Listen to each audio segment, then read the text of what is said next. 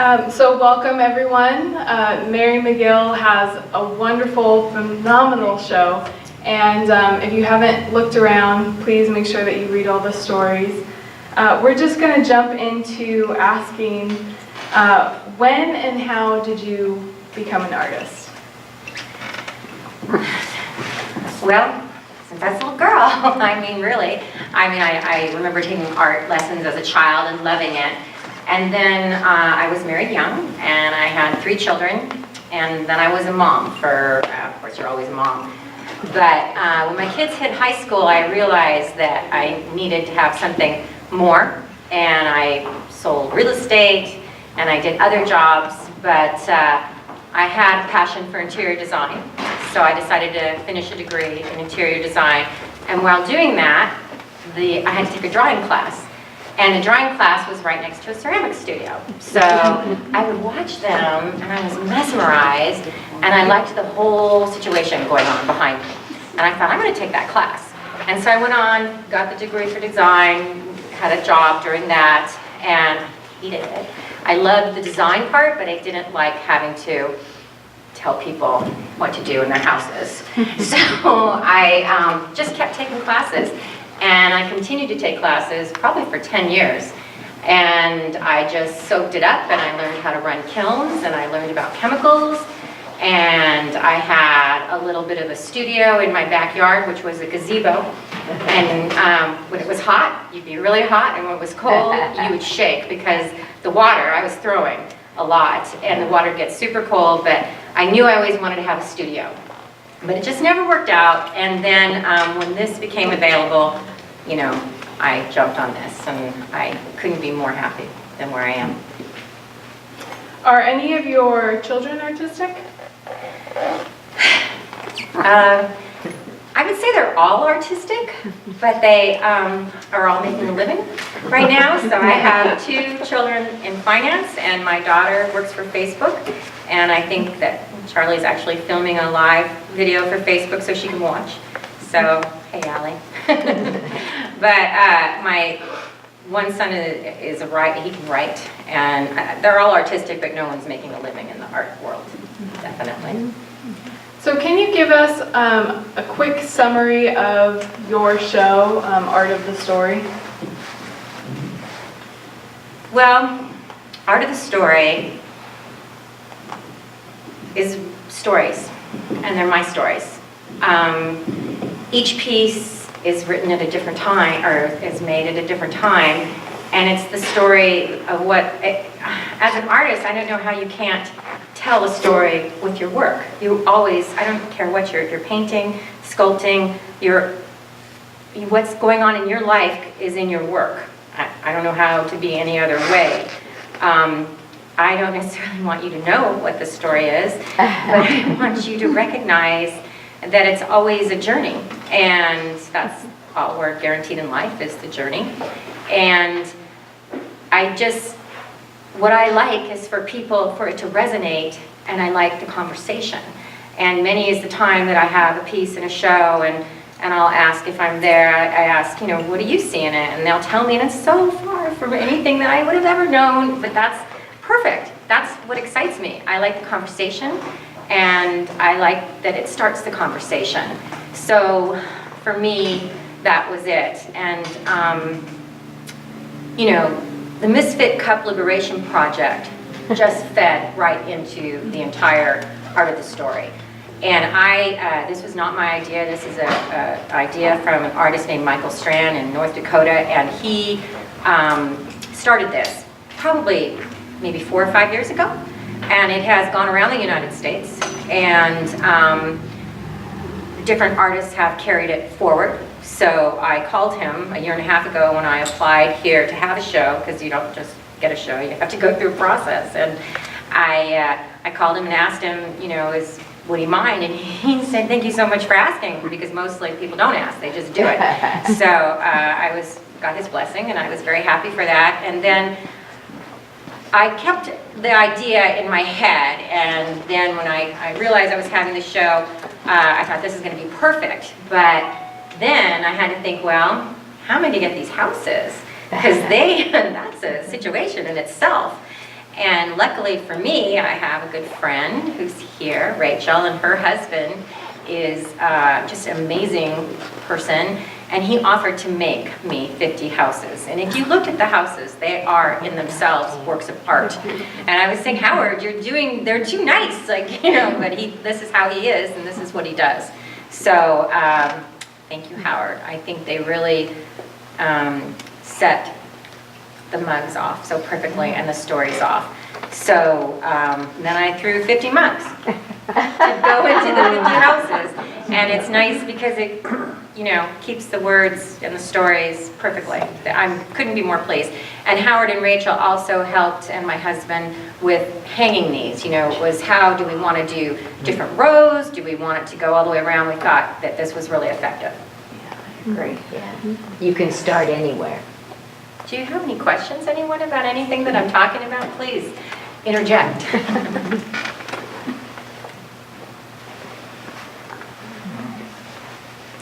So in your statement, you talk about your sculptural work continues to be female and feminine feline figures within pottery vessels.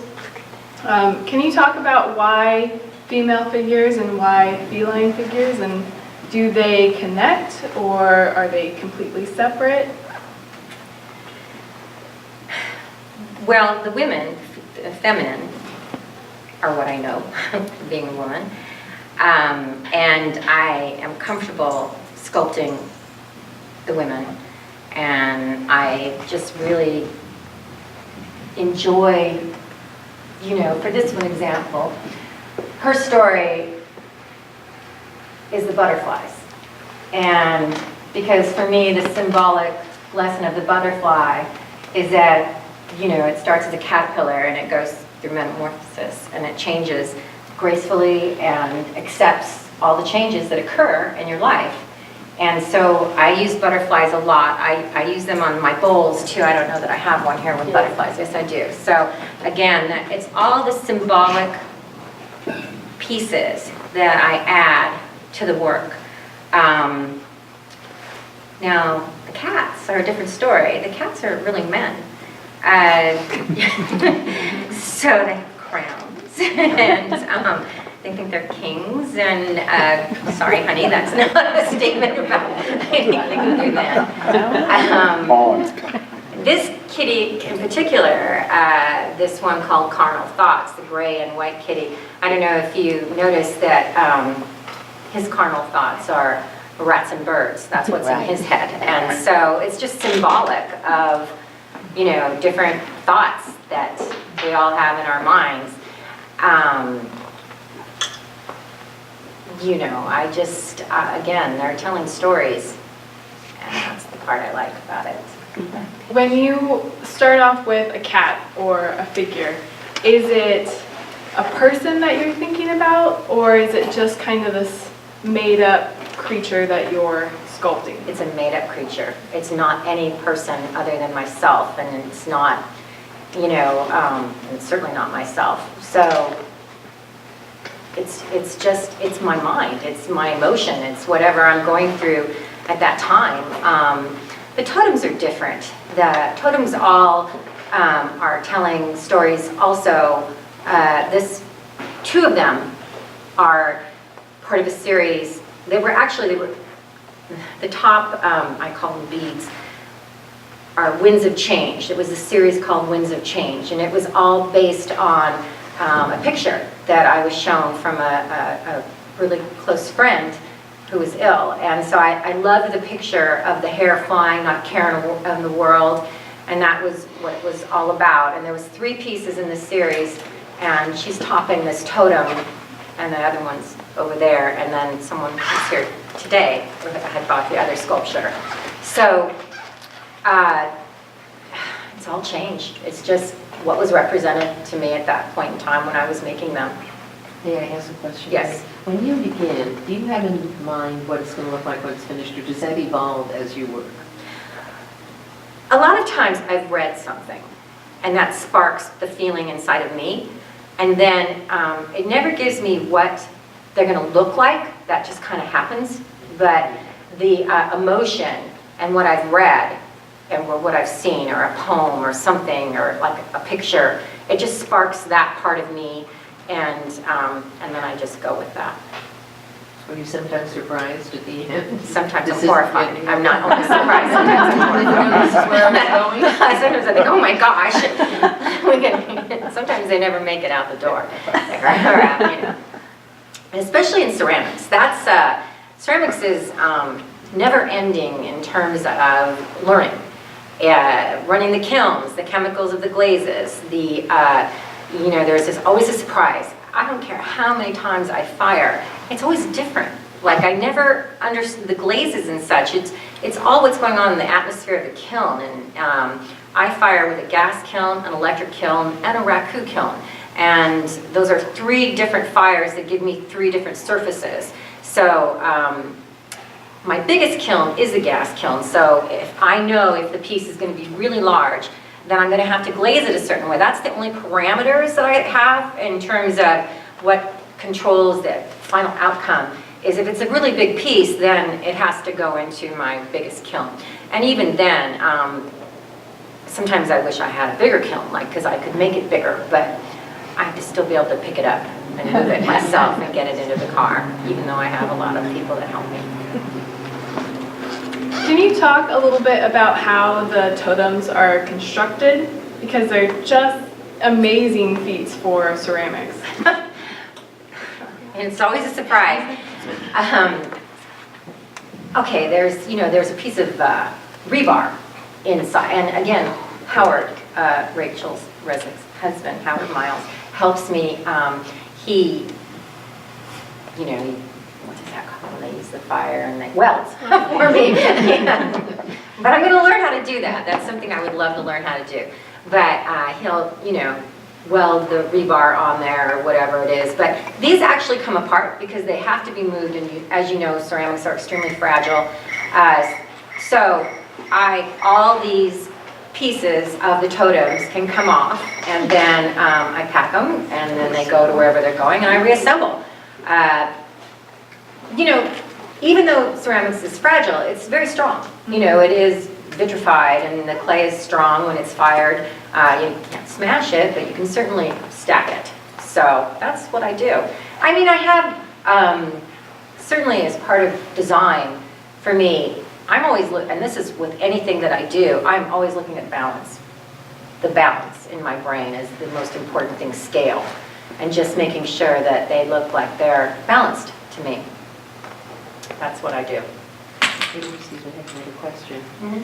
I understand about the woman and the hair flying and change, but a couple of your pieces in that series feature a house. And so what's the significance of the house? Home, family. In each one of them? Yeah, just that, as mothers, daughters, sisters, wives, it's homes. They almost all. In fact, they probably all do have homes, yeah.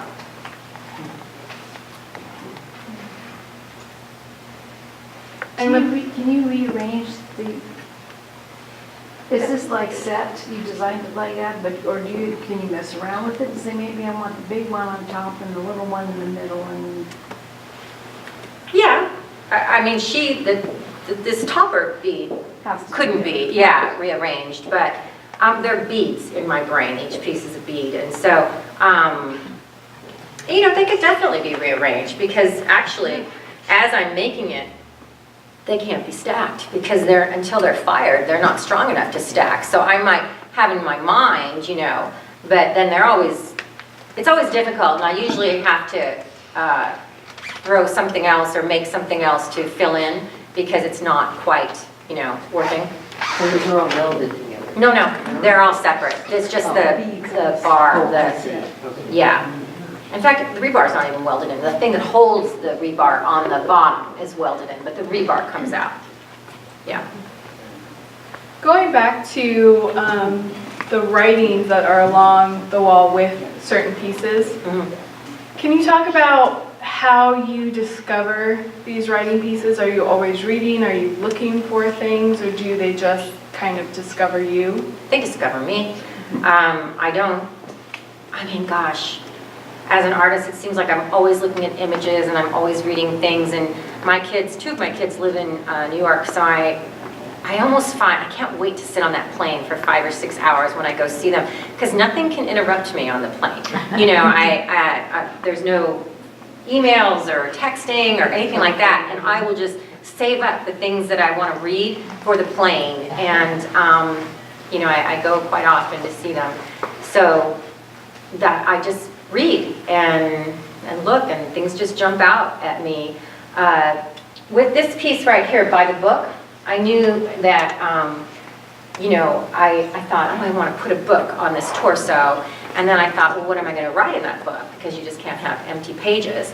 And then when I saw this poem or statement or whatever, and I think it's unknown by an unknown author, I said, that's perfect. Because a lot of times, like I said, they're telling my story. They're telling how I feel in my life and things I've been through and such. And I thought that was perfect for that piece. I loved what it says. Do you do any writing yourself? I did. Yeah. Do you share it with anybody, or is it with any of your pieces, or is it just private? Well, I'd say it's with a lot of the pieces. Almost every piece here has writing somewhere, but sometimes it's inside of it, and you don't see what I've written, or, you know, a lot of times there's words on there, but they're obscured. So yeah, I write a lot, but I don't necessarily want anybody writing. One question that I think is really interesting with your female figures is, and I don't think you have a lot of functioning vessels. Not here. Not here, but sometimes she does them with, where it's a female figure within a working vessel. How do you see those in a feminism discussion? If feminism is defined as equality, as we're all equal, then, you know, I'm a feminist. The vessels, again, are the story of all, especially the female vessels, of all women everywhere, as wives, mothers. Every function that you have as a woman is it's feminism. I mean, you know, they're just me. You know, that's really kind of all I can say about them. I just enjoy making them, and I enjoy giving them life and giving them personalities. And as far as the ones that are functional, that's, you know, an added bonus, I guess. Do you see those as decoration or working pieces of art? The work that's here, or the work that's the vessels? Functional? Yeah, or the bowls. You know, they're both. Pardon me? No, I was just thinking, I don't see bowls. Oh, behind you. Oh, I yeah. didn't see Oh, it. did we move the bowls? Yeah, Yeah. they were in the middle of the room. Yeah, there's one back there. Okay. Some of them are very functional, and some of them are not, only because their glazes are too, you know, chalky, or, you know, it's not a food-safe glaze. But that doesn't mean can't put, you know, candy in them or something like that, wrapped things. But, you know, bowls are vessels, and, you know, they're like sustaining life to make the bowls. So you talked about the butterflies. What other pieces of symbolism do you use throughout the pieces? I know symbolism is really important to you. Are there other things you Sure. use? The birds, you know, are freedom and life, and mostly all the symbolism is that kind of thing, where it's, you know, it's almost always representing home, family, life, things like that. The butterflies are change. Circles are all encompassing. Some of my women have open heads because there's information that's still coming to you. You're open to having new things happen to you. What else do we have? woman over there, Carrie, the piece behind there, she has, she's holding vessels, you know, she's carrying, and it's not just water, it's carrying everything in life, you know, because that's what women do, and things like that. I'm just looking around thinking, what else do I see that, you know, that is that, but mostly those things. You mentioned the houses are symbolic. Yes, the houses are symbolic.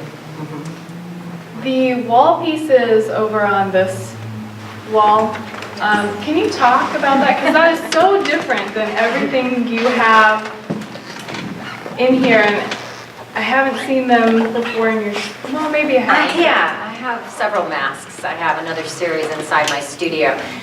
This series, there's more to that series. There's only two. It's called Surgeon General. Because I don't know if you can see, the one is smoking. You know, just what happens when you know, smoke. Your skin gets a little rough. You know, if you look at them. I love to make the clay have texture, and I love to see how far I can push it before it rips. And I like, that's also, you know, as an artist, the aesthetics for me are important, and that's what I'm doing with these masks. But that is called, the series is the Surgeon General, and it's just a statement on smoking and, you know, the bad parts of it. I have another series of masks called Don't Hate Me Because I'm Beautiful is what they're called, and that's really a statement. They're pulled, they're wired up, they're just every, you know, the faces are going every which way. And that's a statement of plastic surgery and what women start doing to their faces, then they looked better before. So, you know, it's more just, they're just my personal statements of things. Mm-hmm. Yeah. Which is interesting because that is talking about a feminist conversation within your work. Yeah. Probably more than Than I knew. Mhm. I know. I'm discovering things today, Catherine. Let's talk a little bit about the bases on your cats. Okay. Because I don't think a lot of people really look at those, but there's a lot of information on them. A lot of the bases have the stories on them. Certainly the bird in the hand, the crown with the cat with the feathers. That entire, the story above his head is written of kings and crowns all the way around the base of that piece. You know, just for me, it was another way to raise the work up, was when I started making bases. And originally I started making bases that were round, and people were saying they look like a cake. You know, that was like, no, you know, no, we don't want that. We don't want Kitty jumping out of a cake. And so, no, then they started going square. But, you know, it's just part of the learning. You know, when I start a new series of work, whatever sparks my attention, you know, the first one is never the best one. They grow and they get better. And I learn from each one that I make, and then I'll get done with it. But that's what I like to do. With your work, are you thinking about scale? Because to me, when I walk around, I really feel like your pieces, you can't ignore them because they are, your cats are larger than life, or your totems are almost human size. Are you thinking about that when you're making the pieces? I'm thinking that I want them as large as I can make them and still get them, still be able to pick them up. I just like scale. I just like them to be noticed and to be a statement. And I, you know, I'm that way with paintings too. I like large paintings. I don't like them to be small. I like them big. I don't know why. I like the scale to be large. I like to see the statement and for it to be noticed. I mean, I certainly do have some small work, but it's mostly, it would be the beginning of the series when it's small, before I've gotten confident with it. And that's just my particular thing. You've established a number of series, so what are you working on right now? I'm tired. You know, I'm sure a lot of the artists here that are here, I worked pretty hard to have this. I wanted it to be cohesive and I wanted it to work. And this is kind of the end of it for me right now. I mean, of course, I can't wait to start looking and reading and thinking and about what I'm going to do next. I don't know what I'm going to do next. Maybe I'm going to, I still love the cats. I mean, really the cats started from T.S. Eliot's Book of Cats. And just, if you read that book, and I mean, it's just the whimsy, and that's probably what started those cats. And then they just take on their own life. But that's the kind of thing that sparks it. And as of right now, I don't know what I'm going to be doing next. Not yet. What do you plan to do with your cups that you've gotten and the stories that have come with them? Oh, that's interesting. I don't have a concrete plan at the moment.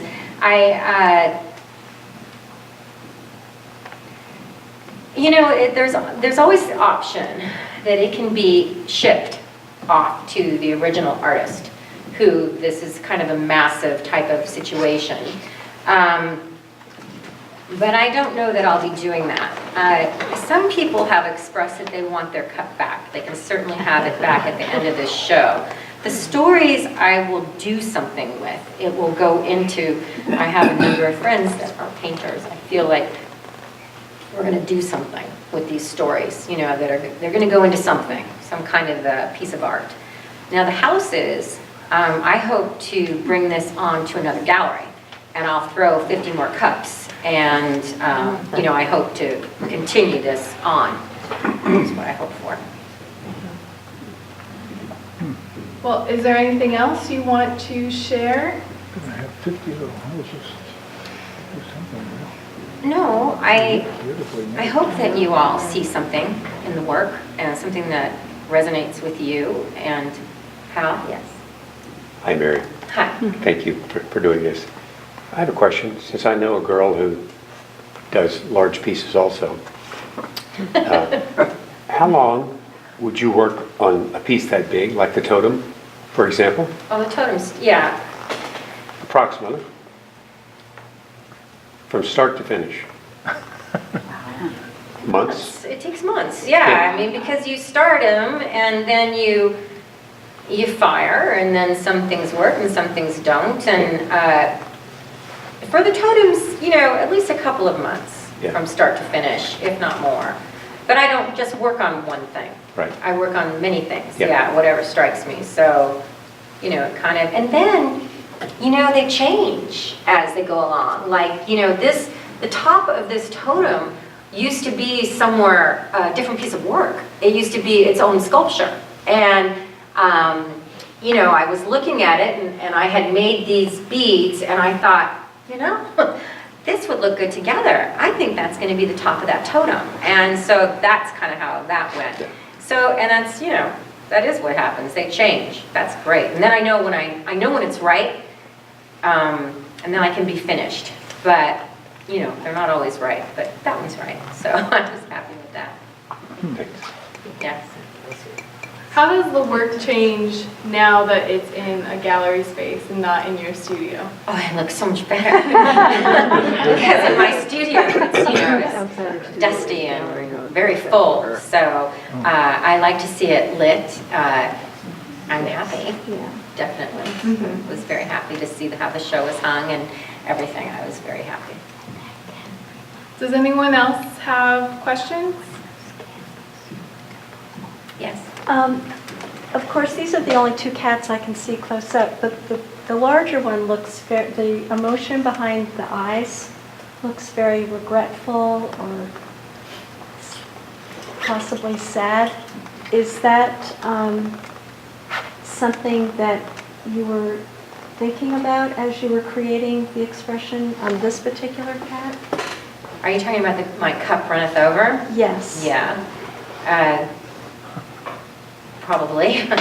I mean, the eyes are really, Yeah. they say a lot. I'm glad that you see a lot in them. It was, I'm glad that you see the emotion, because they all have a lot of emotion in them. Yes. I've noticed that on your sculptures and your bowls, and like for instance the torso with the book on top, there's a lot of delicate work, and could you talk a little bit more about the risk involved and the consequences of working in layers and with some of the feathery, delicate type of arrangements you've done? Sure.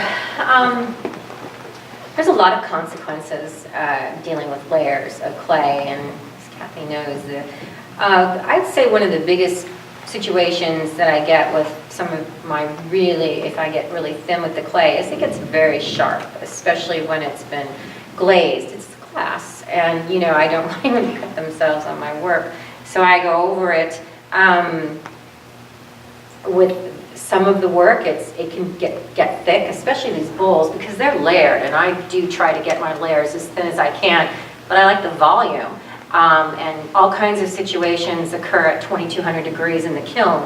They can crack. I just threw two out the other day because I got too fast, and I have to let them dry.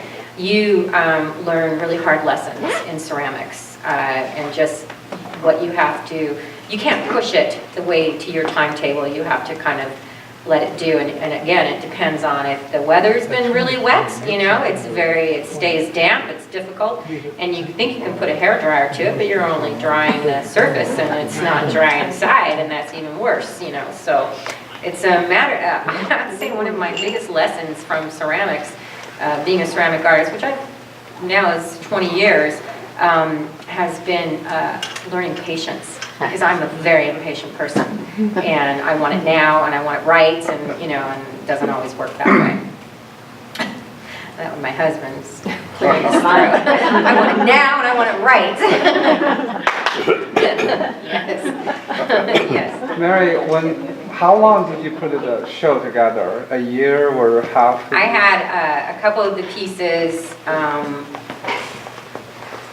maybe 2 pieces were past work, but the rest is all new, and I knew what my concept was, and so after I applied for the show, which was probably a year and a half ago, I knew that I would be going in that direction, and so I tried to make, I wanted to make all new work. I mean, that was what my goal was, definitely.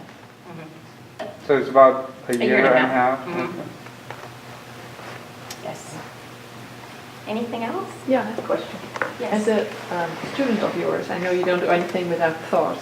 So when you made the 50 cups, did you have anything in mind? I mean, were you thinking maybe, she might like that, or this reminds me of someone? I had a lot in mind when I was making the 50 cups, because one of the arts of a coffee cups are themselves little pieces of art, was the size of hands. And so I wanted to make a mixture. I have really small hands, and I don't like a mug that has a handle that is going to slip on me, because it's too big. But some men have really big hands, and they need a big handle that they can fit some fingers into. So that I tried to just make a mixture. You're not seeing all the mugs here because there's not, these aren't my mugs. Just the ones that don't have stories attached are what I had. So that was really what I was trying. It's really the art of the handle.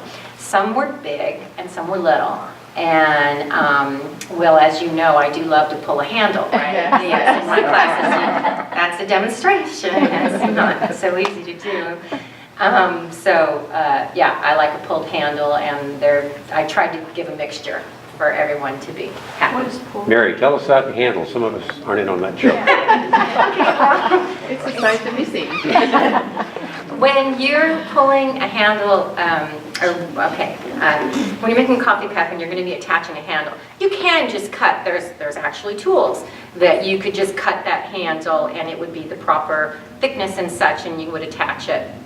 But there's an art to having a piece of clay that's in the shape of a carrot, and you literally pull the clay over water, a bucket of water, because your hand has to stay slippery in order for it to just get longer, and it's a process. So that's it. Yes, it's a process. Well, since you're talking about process, this is a non-artistic. I don't have a handle. This house is on the wall. The little nails, and the night we hung these houses, my husband's a CPA, Howard's a builder, Rachel was here. No one could figure out, like, we must have done the calculations. Oh my God. Not me, I never would say I could do the calculations, but the men. And we were all trying to calculate the space, and we kept messing it up. It was ridiculous. But then once they had how far each house was going to go apart, Howard had a laser, you know, that helps hang, and so then they just marked it, and we just nailed them. And then I put little things of two-sided tape to on the backs of them, yeah, to just get them to not be shifting too much. Yes. Mhm. Well, thank you all for coming. Okay.